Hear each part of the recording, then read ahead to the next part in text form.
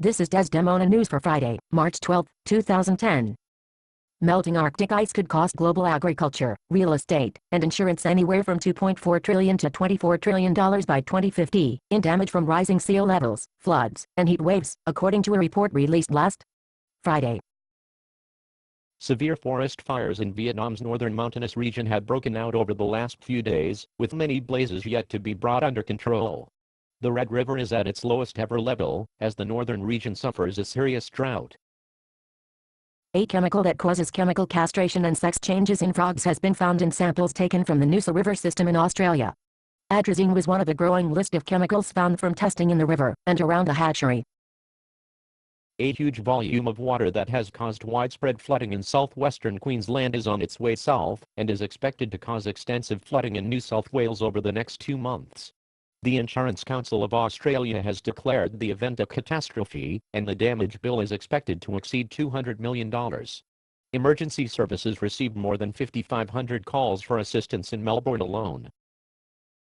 Women hit hard by the effects of climate change, drought, floods, sea level rise, and crop failure, gathered on Monday to plan a Capitol Hill push for U.S. legislation to curb greenhouse gas emissions.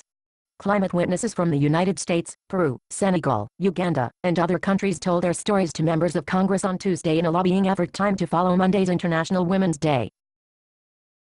Dozens of sick and hungry sea lion pups have washed up on California shores this winter, many not making it even with the help of rescue centers. The Pacific Marine Mammal Center in Laguna Beach has treated 27 pups since December. Only 11 have survived. Researchers blame a lack of food caused by the El Niño climate oscillation. This winter has been the warmest and driest in Canadian record books. Canadian scientists report that winter 2010 was 4 degrees Celsius above normal, making it the warmest since nationwide records were first kept in 1948. It was also the driest winter on the 63-year record, with precipitation 22% below normal nationally, and down 60% in parts of Alberta, Saskatchewan, and Ontario. Despite a collapse of world tuna stocks, the Australian government will not support a global ban on the trade of the northern variety of the species. The Federal Environment Minister, Peter Garrett, supports stronger trade control measures on Atlantic bluefin tuna. Environmental groups say the stocks of Atlantic bluefin tuna are so low that the species should not be fished at all. A worsening drought is exacting a terrible toll on the mountain rice terraces of the northern Philippines. A state of calamity was declared this week for the Banwa area, home to many of the ancient stone-wall patties, and one of the Southeast Asian nation's most popular tourist destinations.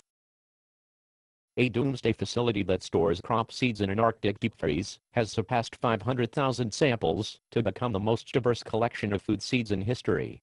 Built on the Norwegian archipelago of Svalbard 2 years ago, the vault aims to store seeds of all food crops, deep beneath permafrost, to withstand threats ranging from a cataclysmic nuclear war to a mundane power failure. Blasted out of icy rock 1,000 kilometers from the North Pole, the hermetically sealed vaults will stay frozen for 200 years even in the worst-case scenario of global warming, and if mechanical refrigeration were to fail. Up to 60% of Syria is gripped by the worst drought in 40 years, but a deep funding shortfall for emergency assistance has left United Nations aid agencies at a loss.